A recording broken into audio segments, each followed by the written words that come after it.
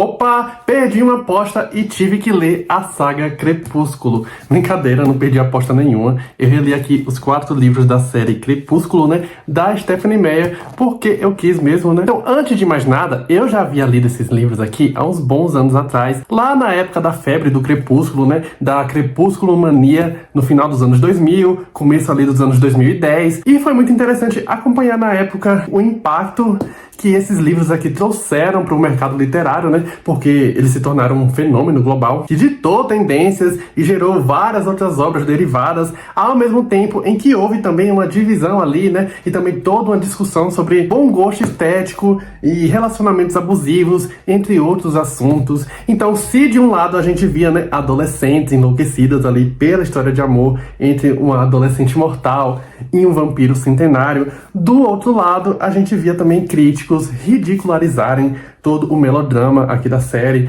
e os aspectos mais peculiares e também mais extravagantes aqui da trama, né? Principalmente no que diz respeito a todas as liberdades que a Stephenie Meyer tomou ali sobre a mitologia vampiresca. O Crepúsculo, ele pode se encaixar, né, no que hoje a gente se entende como dark romance, né, ou seja, um subgênero ali de romances com resquícios mais mórbidos, com elementos ali como morte ou pós-vida, enfim, com tendências mais sombrias. Então é isso, eu revisitei aqui a saga, né, sem o peso do hype ou do desprezo coletivo, numa época em que tudo tá sendo revisitado, né, em que o público também começa a ter um consumo até irônico de coisas que eram consideradas ruins no passado. Tudo isso eu acho que abre espaço também pra gente entender melhor, muito além ali, né, do impacto cultural aqui do Crepúsculo, né, elementos também que possivelmente tornam esses livros bons, talvez.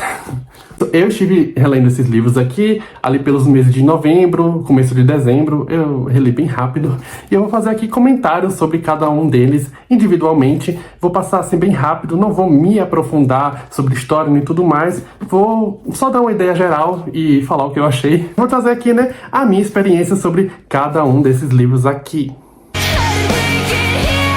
Então vamos começar aqui com o primeiro livro da saga, O Crepúsculo, publicado originalmente em 2005. Então aqui a gente vai ser apresentado a Bella Swan, que é uma jovem de 17 anos que se muda ali para uma cidadezinha chamada Forks, no estado de Washington, um lugar onde chove praticamente o ano inteiro. Então a Bella, ela vai morar com o pai dela. O que acontece é que os pais dela são divorciados, ela vivia até então com a mãe dela, só que a mãe se casou novamente, estava planejando ali fazer uma viagem com um novo marido, e a Bella decide então sair um pouco do caminho dela, né, e passar um tempo ali com o pai dela em Forks, onde ele trabalha inclusive como xerife. Daí a gente é apresentada a Bella, que é essa jovem muito retraída, muito diferente, que não se considera muito bonita, nem que tenha algum atrativo mais especial. E aí, no novo colégio dela ali em Forks, ela vai conhecer e se apaixonar pelo Edward Cullen, que é um rapaz muito bonito, mas muito reservado, muito misterioso. Ele é alvo ali de especulações por parte de todo mundo ali na escola. E aí o Edward vai se revelar então um vampiro de 108 anos, cuja existência, né, vai ser ali um eterno conflito entre o desejo e a contenção. O que acontece é que o Edward e a família dele de vampiros lá, né, os Cullen, eles são vampiros vegetarianos, ou seja, eles se abnegam do sangue humano e se alimentam apenas de sangue animal. E aí a Bella e o Edward vão se aproximando. A Bella começa a desconfiar daquele segredo do Edward, né, até que tudo vem à tona. Ela descobre que ele é um vampiro. O Edward até tenta afastar a Bella de início, em nome ali da segurança da Bella, né, já que o sangue da Bella aparentemente é a coisa que mais atrai ele. Mas a conexão dos dois aqui vai se tornando cada vez mais irresistível. Eles se apaixonam, até que uma situação aqui no final do romance, né, vai colocar a vida da Bella ali em risco. Então, gente, antes de mais nada, esse aqui, né, é uma história de amor juvenil que vai propor, digamos assim, uma reinvenção da mitologia do vampirismo, onde a imortalidade e o apelo sexual dessas criaturas, que são tão referenciados, né, na cultura pop de forma geral, esses apelos aqui, eles vão ser vistos como maldições, ao invés ali de dons, ou então de privilégios. Então vai ser muito interessante aqui ver essa relação entre a Bella e o Edward, porque ela é carregada de tensão sexual implícita, ao mesmo tempo que o livro também se empenha em preservar essa ideia de pureza, retratada então através dessas alegorias, né, como a maçã proibida, que estampa inclusive aqui a capa, né, e o desejo contido. Então, em sua essência aqui, esse é um livro profundamente sexual, mas de uma forma muito sublimada, explorando ali, né, os conflitos dos desejos adolescentes, entre a rebeldia e o medo. E esse é um livro que trabalha também o tempo inteiro nessa vibração ali do trágico, né, desse amor que se torna uma questão de vida ou morte, de como também é mórbida a natureza daquela relação. A gente tá falando aqui, né, de um jovem vampiro, ou velho vampiro, não sei, né, que é apaixonado por aquela menina e ao mesmo tempo o sangue dela é a coisa que mais atrai. Então é uma eterna luta para que o Eddard não ceda ali ao seu desejo, né, e morra da Bella. Muito interessante também essa natureza mais conservadora, como a Stephenie Meyer vai trazer essa ideia. Ela é uma autora mormon, então ela tem preceitos, assim, digamos, mais conservadores em relação, por exemplo, a sexo antes do casamento. Então a constante luta aqui entre o Eddard e a Bella é realmente não cederem aos seus desejos e realmente preservarem um ideal ali de pureza, né? Enfim, eu achei bem interessante essa releitura aqui do primeiro livro, né? Gostei bastante de reler ele. Vamos então agora pro próximo, O Lua Nova.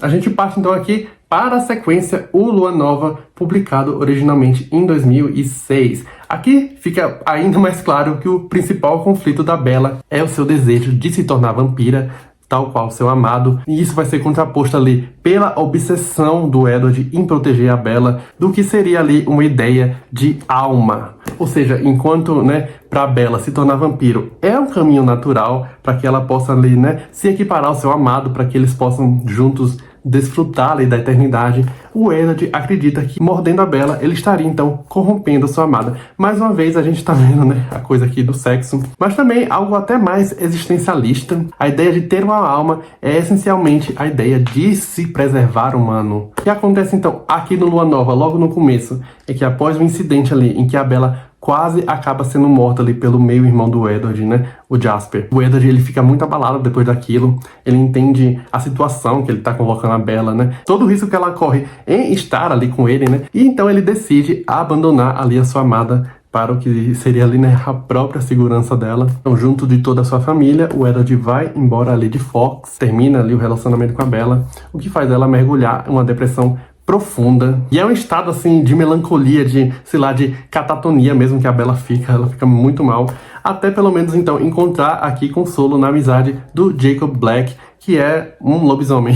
O Jacob, então, ele pertence à tribo de indígenas locais ali, né, os Quileute, e é uma tribo que historicamente tem uma rivalidade com os vampiros. Eles sabem que os Cullen são vampiros, e aí a Bella vai se aproximar desse Jacob, né, fica claro que o Jacob tá muito afim dela, e aí a gente vai criar, assim, né, então, o conflito amoroso aqui da série, ao mesmo tempo em que todo esse embate de vampiros e lobisomens, né, também vai fazer parte de forma mais determinante aqui na trama do Crepúsculo. Então, eu achei que o Lua Nova, ele acaba sendo um pouco menos sutil do que o seu antecessor, ainda que essa proposta muito melodramática esteja ainda mais acentuada aqui, né? Vai chamar muita atenção, por exemplo, outra metáfora que a Stephenie Meyer vai começar a usar aqui, né? Dessa vez para o que seria o uso de drogas como uma compensação ali da falta que uma pessoa faz na vida da outra. Então, à medida que a Bella, ela tá tentando se recuperar, né? Ela tá tentando retomar a vida ali pós-Edward, ela percebe então que sempre que ela se coloca em situações de perigo, ou seja, sempre que há uma injeção de adrenalina ali nela, né, ela consegue ver e escutar o Edward. Ela tem acesso a essa imagem do seu amado que ela não sabe muito bem se é verdadeira ou se é da cabeça dela. E aquelas são visões que lhe causam agonia, ao mesmo tempo que também gera alívio. Enfim, é uma coisa bem controversa mesmo. Stephenie Meyer, né, colocando aqui mais uma ideia de como toda a relação aqui Edward e Bella realmente é uma coisa ali que se assemelha ao vício em drogas. E aí, né, a gente se pergunta, se a gente tirar essa obsessão da Bella pelo Edward, o que é que a gente vai ter, né? A Bella depressiva, apática, sem rumo. A ideia do triângulo amoroso aqui, como eu falei, começa a se apresentar à medida que a Bella vai se aproximando ali do Jacob Black. A gente vai perceber também como são diferentes as dinâmicas dos dois relacionamentos propostos aqui pelos dois galãs, né? O Eddard e o Jacob. Quando a gente percebe que o Eddard, até porque ele já tem 108 anos, né? Ele é muito mais formal, ele é muito sério, ele é super protetor. O Jacob, ele seria uma presença mais solar, ele é mais solto e mais divertido. E como eu falei, né, vai ser apresentado também aqui o conceito dos lobisomens, que são os indígenas Quileute, no qual o Jacob eventualmente também vai se transformar. Ou seja, a gente vai ter a nossa heroína aqui, né, Bella, dividida como sempre entre o pior dos dois mundos. E é isso, gente. Tirando essa parte aqui da Bella depressiva, que chega até a cansar um pouquinho, né? Eu achei a história bem interessante. E esse final também que vai corroborar mais uma vez essa ideia, né, da Bella como uma dama trágica disposta a se auto-sacrificar, mesmo sendo uma humana, né, perante de tantas criaturas fantásticas e super poderosas, ela é uma humana que está disposta ali a se sacrificar em nome do seu amor. E aí nós chegamos aqui ao terceiro livro da série, O Eclipse, publicado pela primeira vez em 2007. Eu acho que esse daqui é o ponto alto aqui da saga. Eu vou explicar melhor, né? Então a Bella, ela se vê aqui, né, no centro ali do seu grande dilema, que é tornar-se vampira e abandonar para sempre a sua vida mortal, ou permanecer humana e eventualmente envelhecer e perder ali, né, o seu amado Edward. Sim, eles voltaram a ficar juntos no final do Lua Nova. Em paralelo a tudo isso, a gente vai ter ali Seattle, né, que é uma cidade muito próxima ali de Fox, enfrentando toda uma onda de assassinatos muito misteriosos que eles vão descobrir aqui que são ligados a vampiros. A gente vai descobrir que alguém está criando um exército de vampiros como parte de um plano de vingança ali contra o casal aqui principal da história, né? E também contra todo o clã ali dos Cullen. Eu acho que aqui no Eclipse dá pra sentir a Stephenie Meyer como uma escritora muito mais segura. Ela tem descrições e metáforas melhores e até suas ideias parece que estão melhores encenadas. A Bella tá terminando aqui o ensino médio, né? E quando a gente coloca o encerramento dessa fase como o prazo final pro Edward e ela decidir ali qual vai ser o futuro da mortalidade dela, né? Se ela vai virar ou não vampira. A gente tem uma coisa muito interessante, né? E que coloca realmente o ensino médio americano, né? Como o fim de um ciclo, ou melhor aqui, como o fim da vida humana ou não. A gente vai ter aqui também no Eclipse toda a ideia ali, toda a questão da vingança, da Vitória, que, digamos assim, vai ser a vilã que percorreu aqui os 3 primeiros volumes da saga. A Vitória é uma vampira, digamos assim, raiz.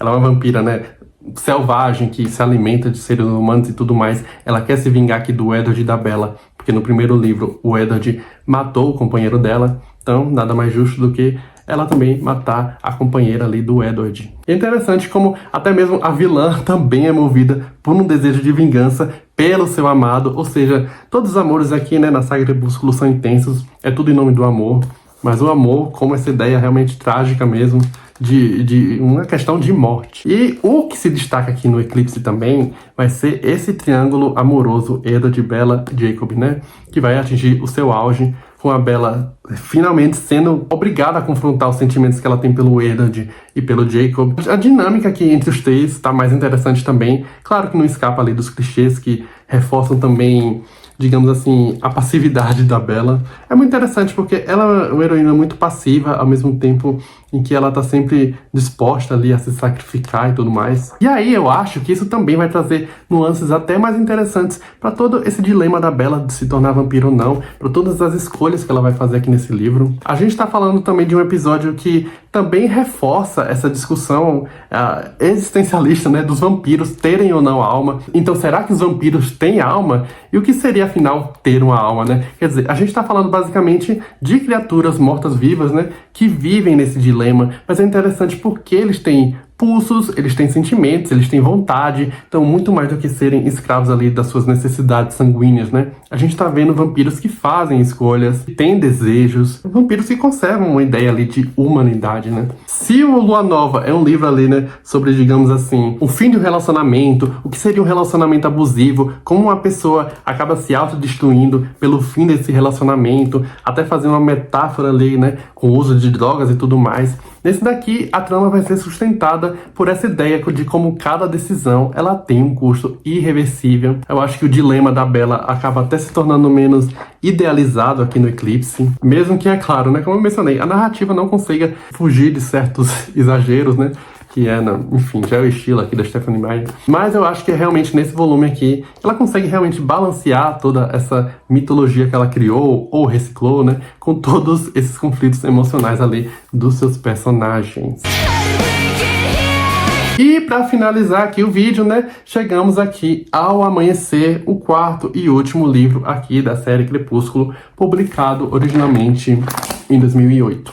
Então, sem nenhuma enrolação, eu devo dizer que esse daqui é o pior livro da saga, o que é interessante porque ele também apresenta, digamos assim, dilemas morais muito mais desafiadores. Então, se a gente já discutiu alma, sexo antes do casamento, drogas age gaps, né, que seria essa diferença de idade entre os casais, né? Esse daqui vai levantar novas discussões, até de uma forma, digamos assim, involuntária. Mas enfim, o que vai acontecer aqui no Amanhecer é que a Bella finalmente vai alcançar o que tanto deseja, ela vai se casar ali com o Edward, ela vai viver o seu sonho de felicidade conjugal ali com seu amado. No entanto, essa felicidade vai ser logo interrompida por uma série de conflitos, incluindo ali uma gravidez muito polêmica, em que ela vai se descobrir grávida de uma criança meio vampira, meio mortal, algo do qual ninguém ali nunca teve notícia. E além de tudo isso, a gente vai ter aqui novamente a ameaça dos Volturi, que são um clã ancestral ali de vampiros italianos, não sei, que regem as regras ali do mundo dos vampiros, e que apareceram pela primeira vez lá no Lua Nova, né? Então, como eu mencionei, depois da lua de mel ali do Edward e da Bella no Rio de Janeiro, de alguma forma a Bella vai se descobrir grávida do Edward. E aí a gente tem início a quase que um terror corporal, em que aquela criatura dentro da Bella, né? Meio humana, meio vampira, ela vai consumindo a Bella de fora pra dentro, ela vai consumindo toda a energia vital ali, a Bella tá literalmente morrendo, ela fica muito raquítica,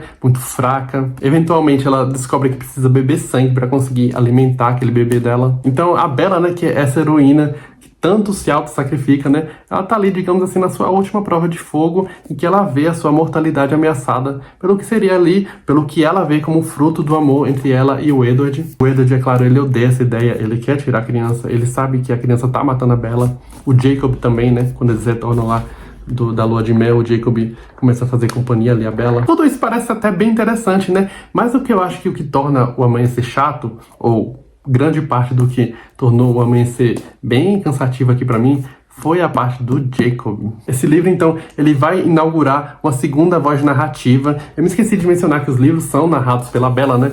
Só que aqui, se eu não me engano, no final do Eclipse, no epílogo, né, ele vai ser narrado aqui pelo Jacob. E grande parte aqui desse livro também vai ser narrado pelo Jacob. O que acontece? O Jacob, ele era um personagem, digamos assim, até o mais humano aqui da saga, mas quando ele começa a falar, gente, ele é muito chato. Ele é um personagem, digamos assim, que até era, de certa forma, contraditório, porque, ao contrário do Edward, né, que sempre era muito correto, ele tem os seus momentos de raiva, de impulso, de falar besteira, de agir, assim, sem pensar direito. Mas tem umas partes aqui do Jacob que, sinceramente, é um sofrimento.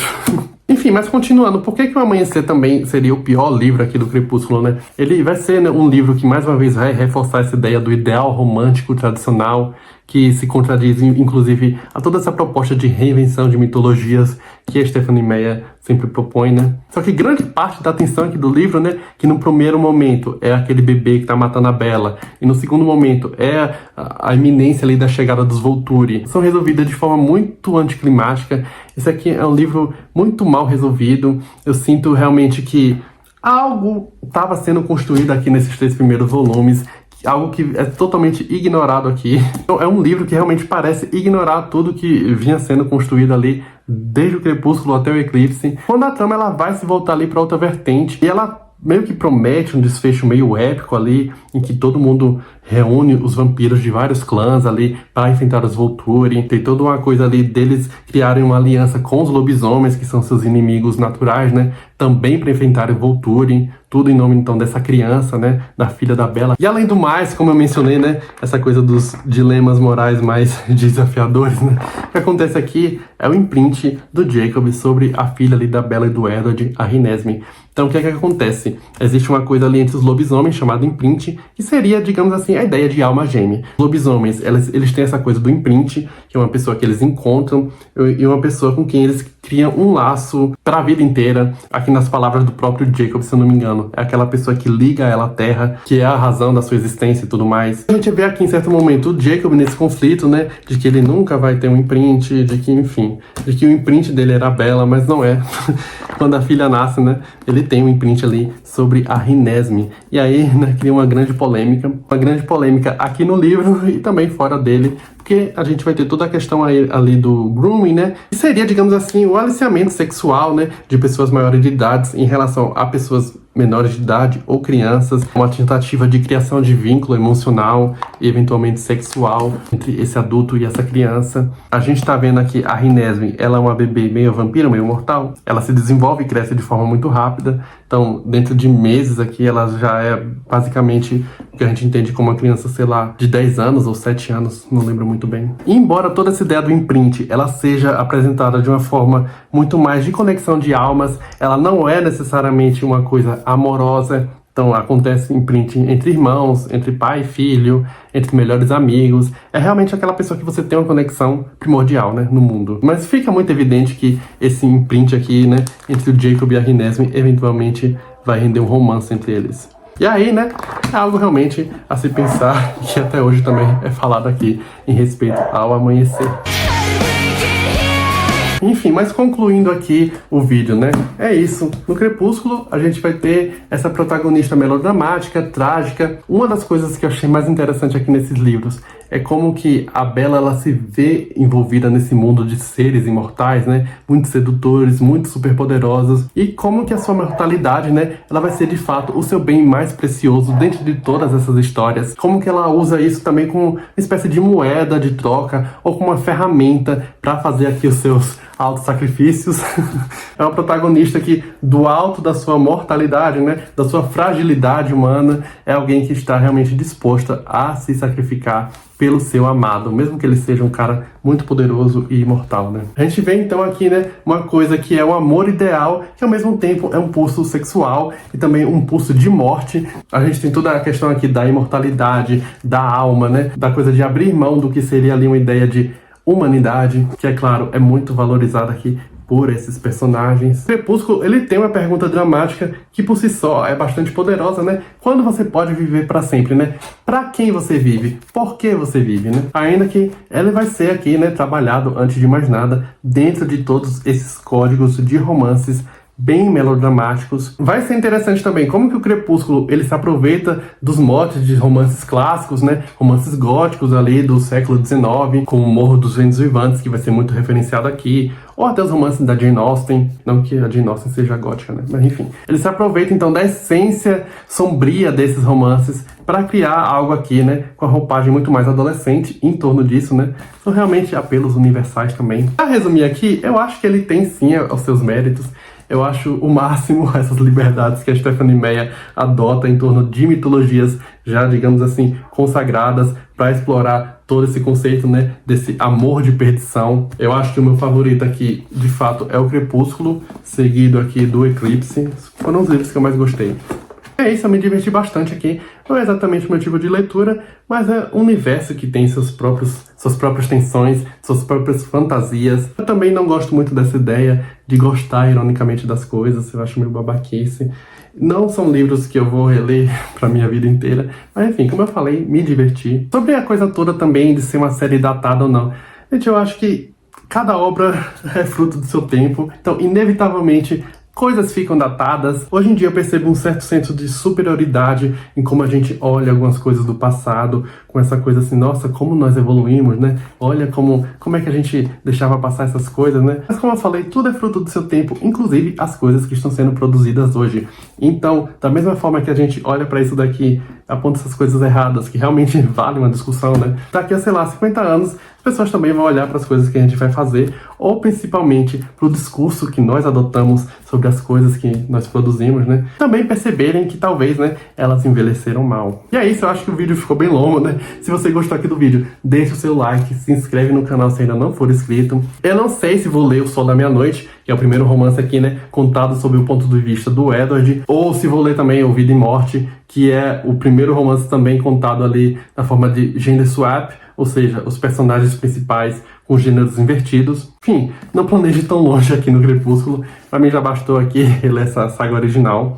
E é isso, me conta aqui o que é que você acha do Crepúsculo. Se você já leu, se você já releu, se você ama ou odeia. Vou gostar muito de saber. Muito obrigado, um abraço e até a próxima.